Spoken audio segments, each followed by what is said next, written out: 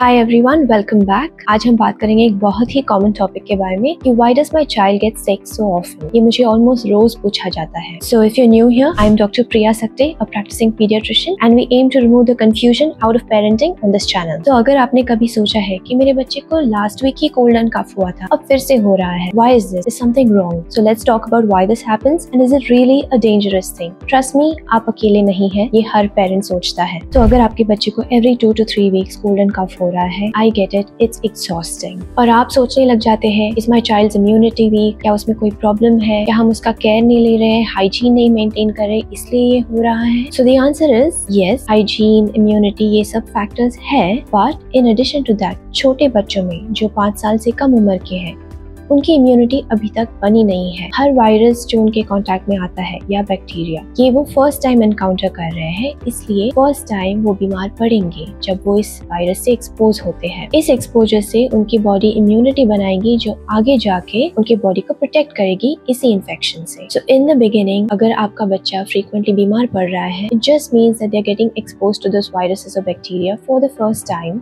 And that's not a bad thing, and in most cases it's completely normal. इसे आप ऐसे समझ सकते हैं कि उनके इम्यून सिस्टम को एक तरह का ट्रेनिंग मिल रहा है। अब आपको कैसे पता चलेगा कि ये नॉर्मल रेंज में है या फिर मेरा बच्चा सच में बहुत ही ज्यादा बीमार पड़ रहा है? तो द आंसर इज कि in a year around 7 to 8 viral infection common है in children under 5 years of age। लेकिन हाँ, कुछ पॉइंट्स है जिसपे आपको ध्यान देना है कि अगर ये हो, that means something is not going very right. The first is कि अगर आपके बच्चे का वेट गेन नॉर्मली नहीं हो रहा है या फिर उसे इन एपिसोड से रिकवर होने में बहुत ज्यादा टाइम लग रहा है, एंटीबायोटिक्स की जरूरत या हॉस्पिटलाइजेशन की जरूरत फ्रीक्वेंटली हो रही है, ऐसे कोई भी साइंस अगर आपको दिखे तो please get it check by your paediatrician, क्योंकि इसके लिए कोई अंडरलाइंग कॉज हो सकता है। नाउ एडिशनली आप क्या कर सकते हैं to make this better for your child? Definitely there are some measures जो आप ले सकते हैं जिसमें आपके चाइल्ड की इम्यूनिटी बेटर हो सकती है। The first is nutritious balance diet, जिसमें right amounts of protein, carbohydrates, vitamins, minerals सब कुछ हो। अगर आपके चाइल्ड का डाइट अच्छा नहीं है, then there is no harm in using supplements for vitamins and minerals. Secondly, good quality and adequate sleep बहुत इंपॉर्टेंट है आपके चाइल्ड के ग्रोथ और इम्यूनिटी के लिए। थर्डली, बार बार एंटीबायोटिक्स यूज ना करें। Antibiotics are meant for bacterial infections and not viral, लेकिन इसके अननेसेसरी यूज से रेजिस्टेंस हो सकता है जो आगे जाके इस एंटीबायोटिक को यूजलेस बना सकता है। एंड फोर्थली, अगर आपको ऐसी कोई भी वार्निंग साइन दिखाई दे जो मैंने डिस्क्राइब किया है, तो please get it checked by your paediatrician, क्योंकि उसके लिए अंडरलाइन न्यूट्रिशनल, विटामिन डेफिशिएंसीज या फिर कोई अंडरलाइन कॉज है जिससे आपके बच्चे की इम्यूनिटी कम है, ये चेक करना बहुत जरूरी है। तो I hope this information helps you differentiate कि मेरा बच्चा नॉर्मल रेंज में बीमार पड़ रहा है या कुछ ज्यादा ही। अगर ये इन्फॉर्मेशन आपको हेल्पफुल लगी हो, then please give this a thumbs up and subscribe to this channel, क्योंकि ऐसे बहुत सारे साइंस बेस्ड टिप्स मैं इस चैनल पर शेयर करूंगी। Share this video with a fellow parent. और अगर आप जानना चाहते हैं कि बैक्टीरियल और वायरल इन्फेक्शन में डिफरेंशिएट कैसे करें, drop a comment and I will cover that in an upcoming video. Bye.